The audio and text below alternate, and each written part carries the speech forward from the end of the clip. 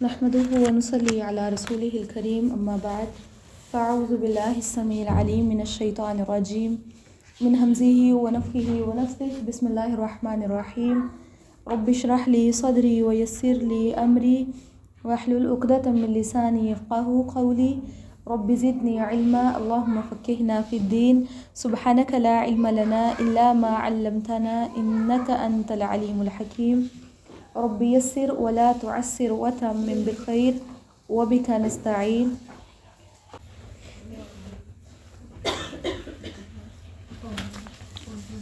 کل ہم نے سیرہ کہاں تک پڑھی تھی یاد ہے آپ سب کو؟ اللہ کے نبی صلی اللہ علیہ وسلم کا سینہ مبارک چاک کیا گیا تھا اور وہ ملتا ہے کہ نبی صلی اللہ علیہ وسلم کی عمر تب آلموسٹ 4 سال کی تھی.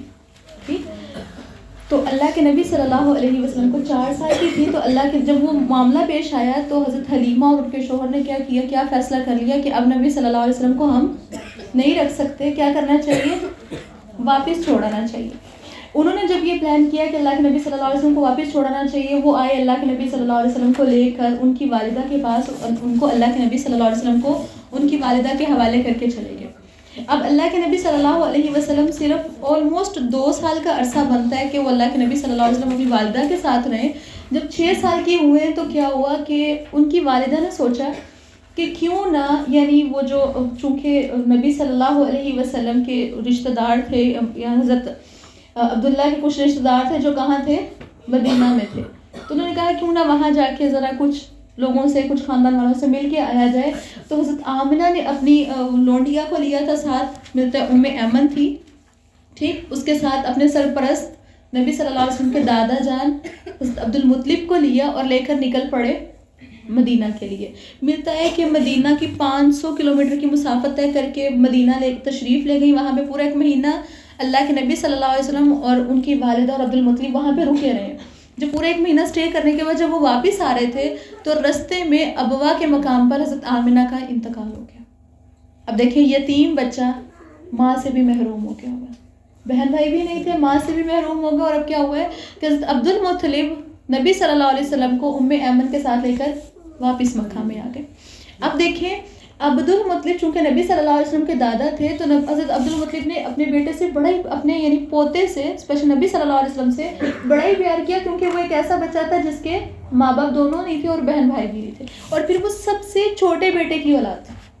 کو پتہ نا، جو سب سے چھوٹا بیٹا ہوتا ہے گھر میں، وہ ذرا چھوٹا بچہ ہوتا ہے، وہ زیادہ ہی لاڈلا ہوتا ہے، تو اس کی اولاد بھی بڑی محبوب ہوتی. تو ان سے بڑی محبت تھی. ہوا کیا کہ تقریباً 2 سال ان کے ساتھ رہے ہیں. ہوا کیوں کہ حضرت عبد المطلب نبی صلی اللہ علیہ وسلم کو بڑی پرائورٹی دیا کرتے تھے، بڑی ترجیحات دیا کرتے تھے. عبد المطلب چونکہ اس ٹائم کے سردار تھے، اور ہوتا یوں تھا کہ جب بھی انہوں نے مکہ میں یعنی کعبے کے پاس آ کے ایک مجلس لگا کرتی تھی جس میں عبد المطلب کے سارے بیٹے جمع ہوا کرتے تھے، اور وہ جیسے ڈیلی ایک مجلس لگتی ہے، ایک مجلس سجتی ہے، تو اس میں عبد المطلب کے لیے ایک فرش بچھایا جاتا تھا، ایک اسپیشلی قالین بچھایا جاتا تھا، ایک مسند سجائی جاتی تھی کہ یہاں پہ ہمارے ابا جان بیٹھیں گے. اور ویسے بھی قبیلے کے سردار ہیں تو سردار یہاں پہ بیٹھیں گے.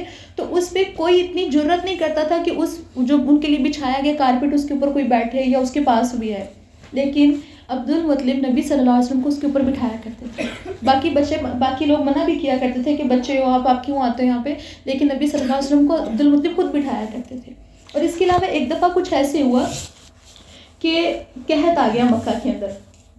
جب مکہ کے اندر قحط آیا ہے، جب وہ شدید قحط تھا کہ بکریاں بھی، جانور بھی بھوکے ہیں، انسان بھی قحط میں آ گئے، تو اس ٹائم پہ دعا مانگنے کی، جیسے وہ بارش طلب کرنے کے لیے اللہ تعالیٰ سے نماز استسقاء پڑھی جاتی ہے، وہ دعا مانگنی تھی کہ بارش آ جائے. تو بارش کے طلب کے لیے دعا کرنے کے لیے ابو طالب نے کیا کیا ہے کہ سب لوگ کعبے کے پاس جمع ہوئے ہیں، اور ابو طالب نے نبی صلی اللہ علیہ وسلم کو پکڑ کے لے جا کے کیا باقی اور بچے بھی ساتھ تھے، کھیل رہے تھے، سارے بچوں کو پکڑ کے لے گئے اور ان میں نبی صلی اللہ علیہ وسلم کی ٹیک لگوائی کعبے کے دیوار کے ساتھ. ان سے کہا کہ اپنا چہرہ ذرا اوپر کیجیے. اور انہوں نے اوپر دیکھتے رہے، یعنی بچے تھے، ان کو تو نہیں اتنا آئیڈیا تھا کہ مجھے ایسے کیوں کروایا جا رہا ہے، لیکن ابو طالب نے نبی صلی اللہ علیہ وسلم کو وہ اس طریقے سے کھڑا کروایا. اور وہی ایک شعر بنتا ہے کہ اس ٹائم پہ کوئی بادل نہیں تھا، لیکن اسی ٹائم پہ بادل آیا اور بارش برسنا شروع ہو گئی. انہوں نے کوئی اسپیسیفک دعا نہیں مانگی، لیکن صرف نبی صلی اللہ علیہ وسلم کو لا کے اس غرض سے، اس نیت سے لا کے نبی صلی اللہ علیہ وسلم کا چہرہ مبارک آسمان کی طرف اٹھوایا. اور تبھی ایک شعر کہنے والے نے نبی صلی اللہ علیہ وسلم کی مدح ایسے بیان کی ہے، وَبِيَزَّتْ وَبَيْزَ يُسْتَسْقَى الْغُمَامُ بِوَجْهِهِ، کیا کہتے ہیں وہ خوبصورت ہے، ان کے چہرے سے بارش طلب کی جاتی ہے، یتیموں کا ماوا اور بیواؤں کا محافظ ہے۔ اور پھر اسی طرح ابھی نبی صلی اللہ علیہ وسلم 8 سال کے ہوئے تھے کہ نبی صلی اللہ علیہ وسلم کے دادا جان بھی جو ہے وہ دنیا سے چلے گئے تھے۔ آپ کی عمر ملتا ہے 8 سال 2 مہینے ہی ہوئی تھی آلموسٹ، جب وہ دادا جان کا سایہ، یعنی دادا جان ابھی بہت زیادہ بیمار تھے، تو وہ وصیت کیا کر کے گئے تھے کہ نبی صلی اللہ علیہ وسلم کی کفالت اب کس نے کرنی ہے؟ ابو طالب نے، کیونکہ وہ حضرت عبداللہ کے سگے بھائی تھے۔ نبی صلی اللہ علیہ وسلم کے جو والد تھے ان کے سگے بھائی ابو طالب تھے، باقی ستیلے تھے، تو انہوں نے کیا کیا؟ ابو طالب کو ان کا سرپرست بنا دیا۔ اب نبی صلی اللہ علیہ وسلم کے بارے میں پتہ چلتا ہے کہ آپ کی عمر ابھی تقریباً 12 سال ہوئی تھی اور ابو طالب کی زیر سرپرستی میں تھے کہ ابو طالب نے شام جانا تھا۔ اب انہوں نے شام جانا تھا، تجارت کی غرض سے، تو بچے چونکہ کہیں جانے لگے تو بچے بھی ضد کرتے ہیں کہ ہمیں بھی ساتھ جانا، تو نبی صلی اللہ علیہ وسلم ضد کرنے لگے جیسے باقی بچوں کے ساتھ کی طرح کہ مجھے بھی آپ کے ساتھ ہی جانا ہے، کیونکہ پیچھے کون تھا؟ اللہ کے نبی صلی اللہ علیہ وسلم کا۔ تو نبی صلی اللہ علیہ وسلم نے جو بہت زیادہ ضد کی تو ابو طالب نے ان کو کیا کیا؟ اپنے اونٹ پہ بٹھا لیا اور ساتھ لے کے چل پڑے۔ ابھی ملتا ہے کہ رستے میں ایک شہر میں پہنچے ہیں، بصرہ کے، شام کے شروع میں، ابھی شام تک نہیں پہنچے تھے، بالکل شروع میں ایک مقام پہ پہنچے ہیں، تو ملتا ہے وہاں پہ ایک جرجیس نامی راہب تھا، اس کو بحیرہ راہب کہا جاتا ہے۔ اس نے کیا کیا؟ نبی صلی اللہ علیہ وسلم کو لے کے ابو طالب لوگوں نے وہاں پہ ایک اپنا قافلہ، جیسے کہیں جا رہے ہوں تو راستے میں قافلہ ٹھہرتا ہے، انہوں نے وہاں پہ سٹے کیا تھا۔ جب وہاں پہ سٹے کیا تو بحیرہ راہب، آپ کو پتہ ہے یہ جو راہب ہوتے ہیں یہ اپنے اس حجرے میں سے باہر کوئی نہیں نکلتے، انہوں نے حجرے بنائے ہوئے ہوتے ہیں، وہیں پہ رہ کے عبادت کرتے ہیں، وہیں کھاتے ہوئے اپنا سارا نظام وہاں پہ کرتے ہیں، اور اس اپنی عبادت کو چھوڑ کر یہ باہر نہیں آتے، لوگوں سے گفتگو نہیں کرتے۔ لیکن اس دن وہ بحیرہ راہب باہر نکلا اور اس نے آ کے دیکھا قافلہ سٹے کیا ہوا ہے، اور اس نے آ کے اسپیسیفک اللہ کے نبی صلی اللہ علیہ وسلم پہ نظر رکھی ہوئی ہے۔ نبی صلی اللہ علیہ وسلم بیٹھا دیکھتا رہا، نبی صلی اللہ علیہ وسلم نے کھانا کھایا، بچے تھے ساری باتیں کر رہے، کھیل رہے، سب کچھ، لیکن اس نے بعد میں پوچھا کہ اللہ کے نبی صلی اللہ علیہ وسلم یہ جو بچہ ہے اس کا کفیل کون ہے؟ ابو طالب تھے۔ انہوں نے جب یہ بات پوچھی تو انہوں نے کیا کہا کہ ابو طالب آپ اس بچے کو اپنے ساتھ شام نہیں لے کے جائیں، اس بچے کو یہیں سے واپس بھجوائیں، کیونکہ اس کی جان کو خطرہ ہو سکتا ہے اور یہ آنے والے وقت کا نبی ہے۔ انہوں نے یہ بات ہائی لائٹ کی تو ابو طالب بڑے حیران ہوئے کہ ایسی کیسے باتیں کر رہا ہے، تو انہوں نے کیا کہا، اس نے بندے نے یہ باتیں پتہ کیسے کی تھی؟ اللہ کے نبی صلی اللہ علیہ وسلم کا ہاتھ پکڑ کے، اور اس نے کہا تھا کہ یہ بچہ سید العالمین ہے، بچہ عالم کا سردار ہے۔ لوگوں نے جو پوچھا کہ تم ایسی باتیں کیوں کر رہے ہو، تو اس نے خود ایکسپلین کیا تھا، اس نے کہا تھا تم لوگ جب گھاٹی کی اس جانب نمودار ہوئے ہو تو کوئی درخت یا پتھر ایسا نہیں تھا جو سجدے کے لیے جھک نہ گیا، ہر چیز نے اللہ کے نبی صلی اللہ علیہ وسلم کو سجدہ کی ہے، یہ چیزیں نبی کے علاوہ کسی انسان کو سجدہ نہیں، یہ چیزیں خاص طور پر اللہ کے نبی کو سجدہ کیا کرتی، تو یہ بچہ بھی وقت کا نبی ہے۔ اور پھر اس نے پتہ کیا کہا، اس نے کہا میں نے اس بندے کی، اس بچے کی کمر پہ مہر نبوت بھی دیکھی ہے، اس کی کمر پہ مہر نبوت ہے، مطلب یہ واقعی ایسا نبی ہے جو خاتم النبیین ہے، اور باقی لوگ اگر تم اسے شام میں لے کے جاؤ گے تو وہاں کے یہود و نصارے اس کو پہچان لیں گے اور اس کو قتل کرنے کی کوشش کریں گے، کیونکہ وہ نہیں چاہتے کہ نبی کسی اور نسل میں سے آئے، تو پھر اس لیے تم اس کو واپس بھیج دو۔ تو نبی صلی اللہ علیہ وسلم کو ابو طالب نے وہیں سے واپس بھجوا دیا تھا کہ تم نہ جاؤ گے۔ دیکھیں ابو طالب کو بھی یہ بات وہاں پہ پتہ چل گئی تھی، لیکن اس کے باوجود آنے والے وقت میں ہم آگے بھی پڑھیں گے کہ ابو طالب نے اتنا کچھ سننے کے باوجود بھی اسلام قبول نہیں کیا تھا، صرف یہ سوچ کر کہ لوگ کیا کہیں گے کہ میں ملت ابراہیمی، میں اپنے خاندانی مذہب کو چھوڑ کر میں نبی صلی اللہ علیہ وسلم کی ملت کو قبول کرتے ہوئے دنیا سے چلا جاؤں، صرف یہ سوچ کر۔ اب ہوا کیا، ملتا ہے کہ جب نبی صلی اللہ علیہ وسلم واپس آ گئے تو اس کے بعد اللہ کے نبی صلی اللہ علیہ وسلم، یہ نا اللہ کے نبی صلی اللہ علیہ وسلم کی نبوت سے پہلے کی زیادہ زندگی کے واقعات موجود نہیں ہیں، کیونکہ اس ٹائم پہ کسی کو، عام لوگوں کو، وہاں کے جو رہائشی تھے ان کو پتہ نہیں تھا کہ یہ اللہ کے نبی ہیں، یہ چند خاص لوگوں کو پتہ تھا۔ لیکن آج سنانے والے کمال کرتے ہیں، وہ اللہ کے نبی صلی اللہ علیہ وسلم کی نبوت کی بعد کی زندگی کو کم اور نبی صلی اللہ علیہ وسلم کی نبوت سے پہلے کی زندگی کو بہت زیادہ سناتے ہیں، بہت زیادہ ایکسپلین کرتے ہیں۔ ان کے پاس ایکسپلینیشن کہاں سے آئی ہے یہ بات ان کو خود کو بھی نہیں پتہ، وہ ایکسپلینیشن کسی کو بھی نہیں پتا کہ وہ کہاں سے آئی، کیونکہ وہ خود ساختہ چیزیں ہیں اس میں، ٹھیک ہے۔ اب ہوا کیا، وہاں پہ ملتا ہے کہ جنگ فجار ہوئی تھی، وہ کچھ معاہدے طے پائے تھے، تو نبی صلی اللہ علیہ وسلم بھی اس معاہدے میں شامل ہوئے تھے، اور اللہ کے نبی صلی اللہ علیہ وسلم نے بھی اس ٹائم پہ لوگوں کے ساتھ مل کے یہ معاہدہ کیا تھا کہ سب جو مکہ میں مظلوم نظر آئے گا سب اس کی مدد کریں گے، خواہ وہ مکہ کا رہنے والا ہے یا کہیں اور کا. ایسے کچھ معاملات ہوئے. ملتا ہے کہ اس کے بعد نبی صلی اللہ علیہ وسلم نے چونکہ مزید بڑے ہو گئے اور نبی صلی اللہ علیہ وسلم نے متواتر کوئی فکس کام نہیں کیا. نبی صلی اللہ علیہ وسلم جو کام ملتا تھا کر لیتے تھے، لیکن نبی صلی اللہ علیہ وسلم نے بکریاں ضرور چرائیں. اللہ کے نبی صلی اللہ علیہ وسلم بکریاں چرایا کرتے تھے اور اہل مکہ کی بکریاں چند کے رات کی عوض چرایا کے آیا کرتے تھے. کوئی غرور نہیں تھا، کوئی تکبر نہیں تھا. پھر اسی طرح ہوا کیا کہ نبی صلی اللہ علیہ وسلم تجارت کیا کرتے تھے. اس ٹائم کی سب سے مالدار عورت تھی حضرت خدیجہ.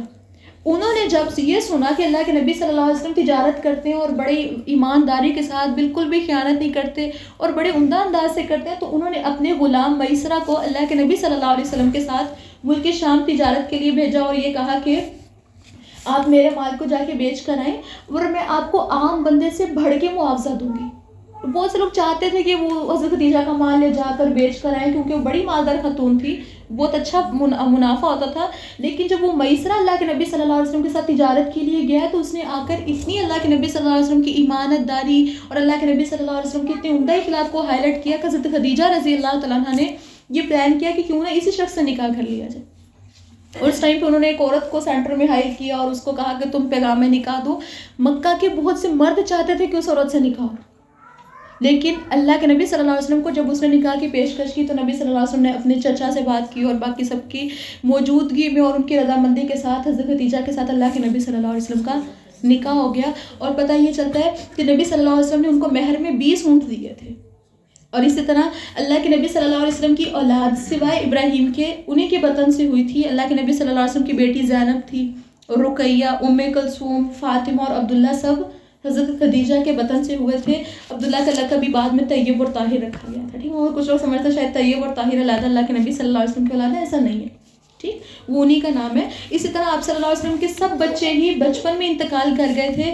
وہ ملتا ہے کہ حضرت فاطمہ کے سوا سب کا انتقال، یعنی بیٹے تو فوت ہو گئے تھے بچپن میں، لیکن بیٹیاں زندہ بچی تھی. تو بیٹیاں بھی اللہ کے نبی صلی اللہ علیہ وسلم کی زندگی میں فوت ہو گئی تھیں سوائے حضرت فاطمہ کے، اور ان کی وفات اللہ کے نبی کی وفات کے صرف 6 ماہ بعد ہو گئی تھی. تو دیکھیں اللہ کے نبی صلی اللہ علیہ وسلم کی زندگی میں اس سے بڑھ کے کوئی اور دکھ ہو سکتا ہے کہ بیٹا بچپن میں فوت ہو جائے، پھر بیٹا اللہ نے دیے پھر لے لیے. پھر اس کے علاوہ نبی صلی اللہ علیہ وسلم کی ساری بیٹیاں بھی ان کی زندگی میں فوت ہو گئیں سوائے حضرت فاطمہ کے. 6 ماہ بعد وہ بھی چل بسی. بہت بڑے بڑے دکھ ہیں اللہ کے نبی صلی اللہ علیہ وسلم کی زندگی میں.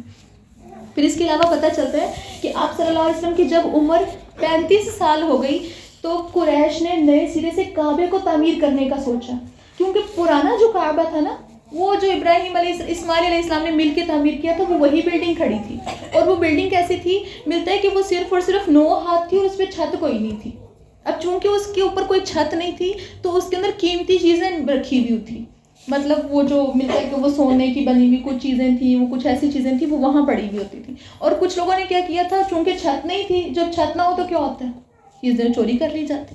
تو وہ چیزیں چوری ہو رہی تھی اور بلڈنگ بھی بڑی خراب ہو گئی تھی. کہاں حضرت اسماعیل کے ہاتھوں کی بنی ہوئی اور کہاں ایک لمبا ٹائم گزر چکا ہے.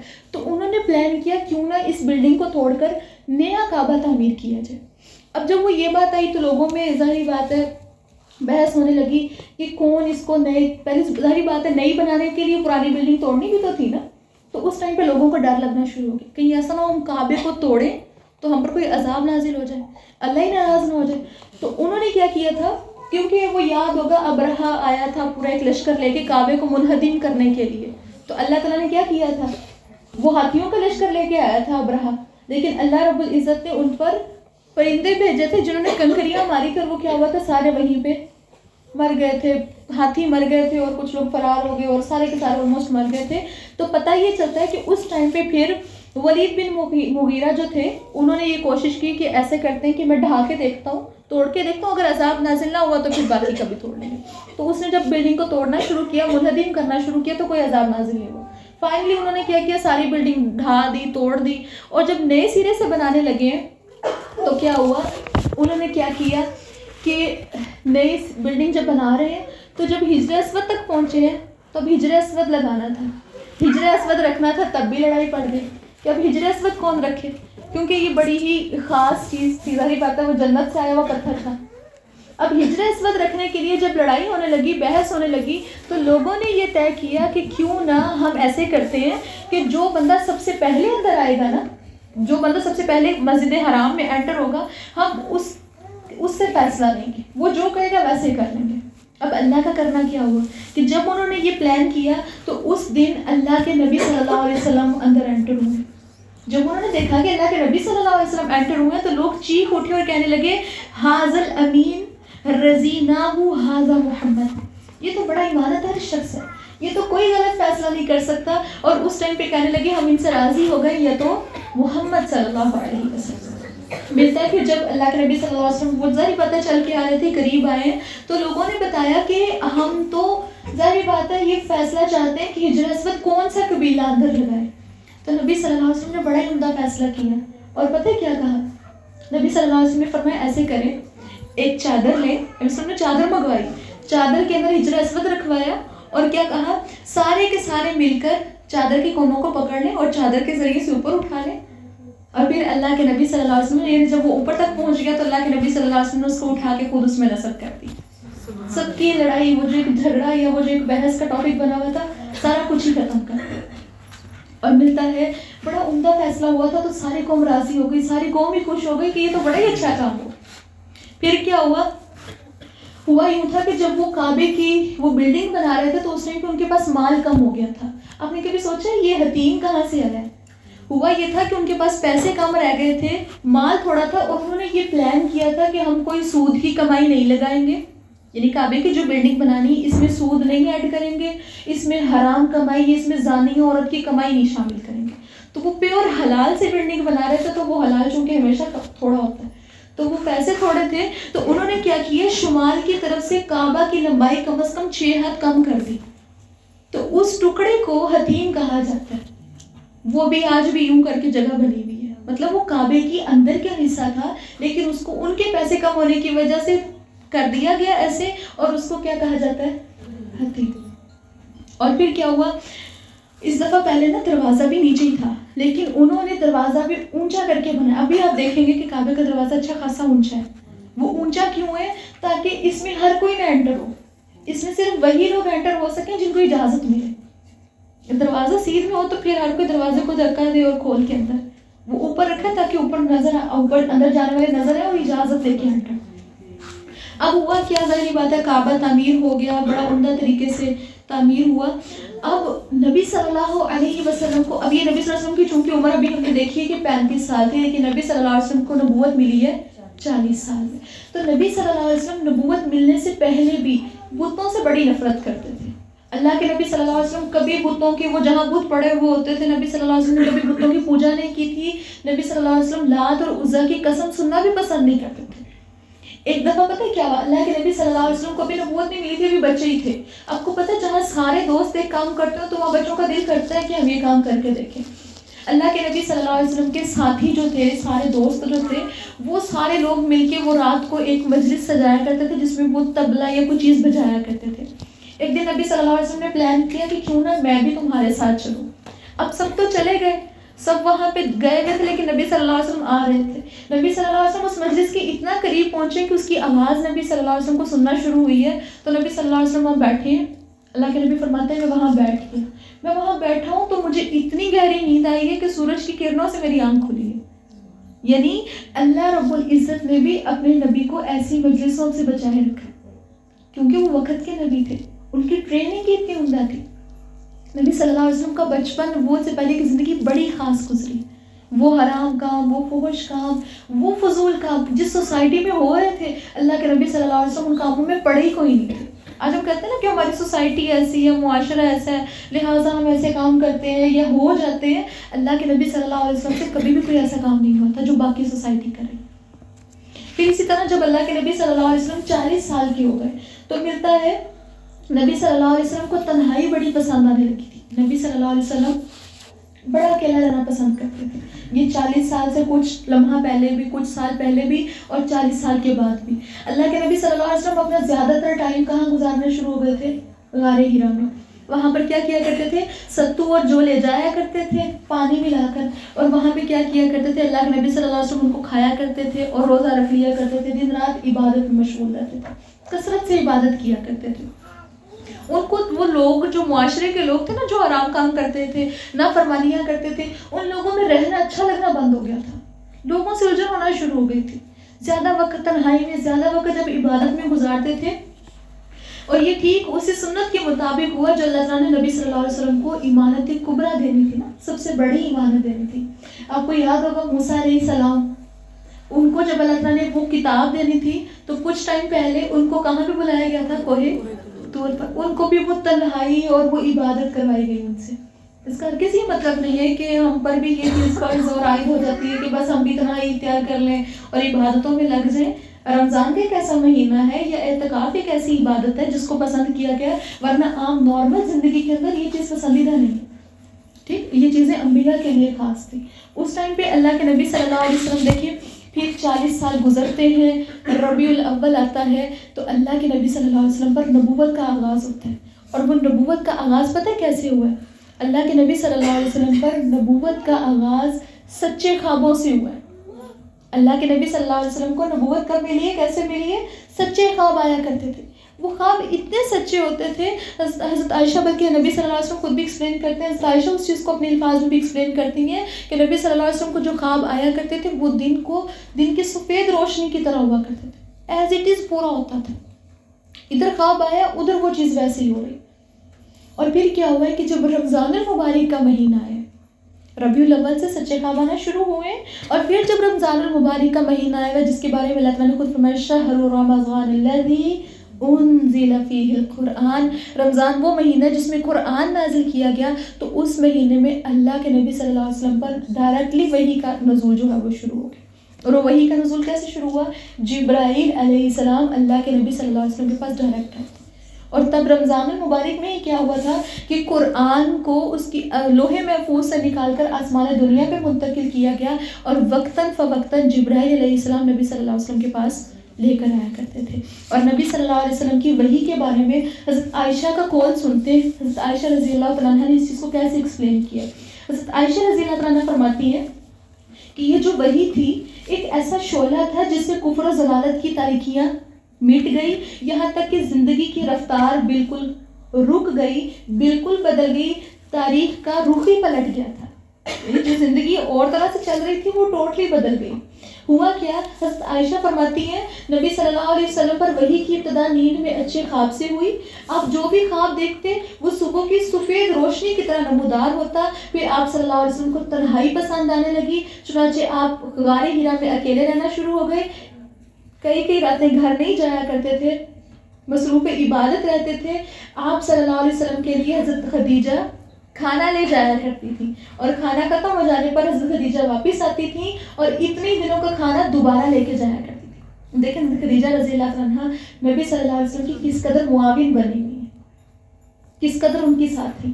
اب پھر کیا ہوا, یہاں تک کہ آپ صلی اللہ علیہ وسلم کے پاس حق آیا اور آپ غار حرا میں تھے, یعنی آپ صلی اللہ علیہ وسلم کے پاس فرشتہ آیا. اور کون سا فرشتہ آیا تھا؟ جبرائیل علیہ السلام.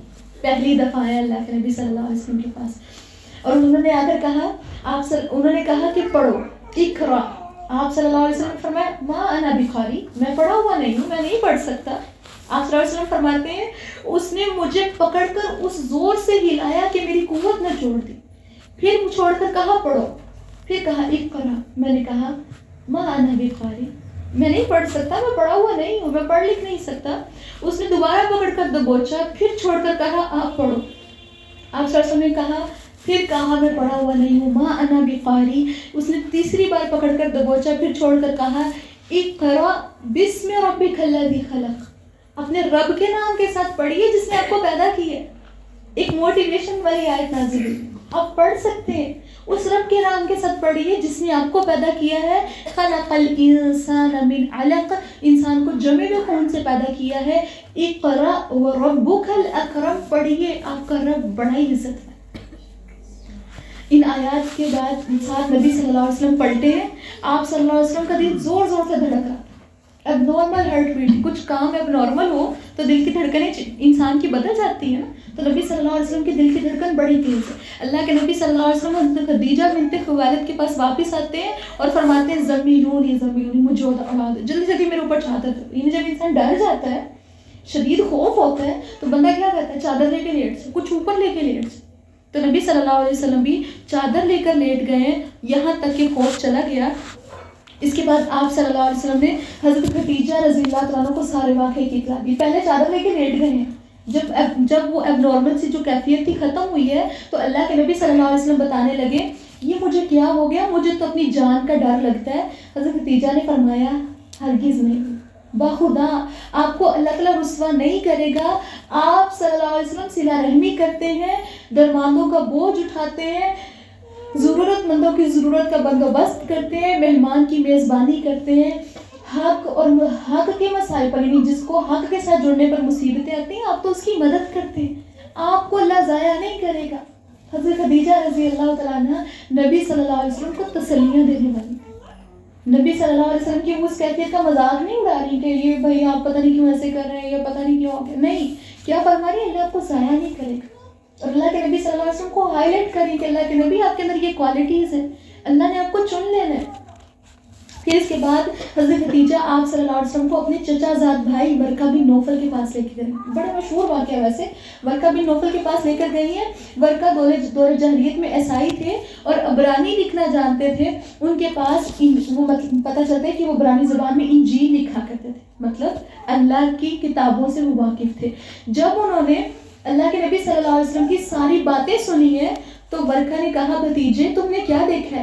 نبی صلی اللہ علیہ وسلم نے جو کچھ دیکھا تھا سب سارا ایکسپلین کر دیا. تو ورقہ کہنے لگے یہ تو وہی فرشتہ ہے جسے اللہ نے موسیٰ علیہ السلام پر نازل کیا تھا. اور وہ کہنے لگے کاش میں اس وقت زندہ ہوتا، صحت مند ہوتا تو آپ کو آپ کی قوم یہاں سے نکال دے گی. نبی صلی اللہ علیہ وسلم نے فرمایا اچھا کیا مکہ کے لوگ مجھے نکال دیں گے؟ وہ کہنے لگے ہاں، جب بھی کوئی آدمی اس طرح کا پیغام لاتا ہے جیسا پیغام تم لائے ہو اس سے ضرور دشمنی کی جاتی. یعنی یہ جو تم دین کی دعوت دو گے آنے والے کل میں، تم سے دشمنی کی جائے گی اور تمہاری دشمنی کے نتیجے میں کیا کیا جائے گا؟ تمہیں یہاں سے نکال دیا جائے گا. ورقہ نے اس ٹائم پہ حسرت کی، کہنے لگا اگر میں نے تمہارا زمانہ پایا تو میں تمہاری بڑی مضبوطی کے ساتھ مدد کروں گا. اس کے بعد ورقہ فوت ہو گئے اور وہی رک گئی. وہی آئی تھی کچھ ٹائم کے لیے لیکن اس کے بعد ایک لمبا ٹائم وہی نہیں آئی اور نبی صلی اللہ علیہ وسلم پریشان بھی تھے. اب دیکھیں وہ ورقہ جس نے کہا تھا کہ اللہ کے نبی میں آپ کو سپورٹ کروں گا، وہ دنیا سے چلے گئے. مطلب مزید جس کی مدد یا جس کا تعاون چاہیے تھا وہ اب دنیا میں نہیں رہا. اب ہوا کیا ہے، ابن ہشام کی روایت پتہ چلتی ہے کہ آپ اچانک وحی کی آمد کے بعد غار ہیرا سے نکلے تو پھر واپس آ کر اپنی مدت قیام پوری کی. اس کے بعد مکہ تشریف لائے اور پھر کافی لمبا ٹائم جو ہے وہ وحی نہیں آئی. جب وحی نہیں آئی تو ملتا ہے کہ نبی صلی اللہ علیہ وسلم کچھ پریشان بھی تھے. وہ ملتا ہے کہ وحی بند ہو گئی جس سے نبی صلی اللہ علیہ وسلم اس قدر غمگین ہوئے کہ کئی بار بلند و بالا پہاڑ کی چوٹیوں پر تشریف لے گئے کہ وہاں سے نیچے گر جائے. یعنی اتنے پریشان تھے اللہ کے نبی صلی اللہ علیہ وسلم، جی چاہتا تھا اوپر سے نیچے گر جاؤں، لیکن جب کسی پہاڑ کی چوٹی پر پہنچتے کہ اپنے آپ کو نیچے گرا دیں تو حضرت جبرائیل نمودار ہوتے اور فرماتے اے محمد صلی اللہ علیہ وسلم آپ اللہ کے رسول برحق ہیں.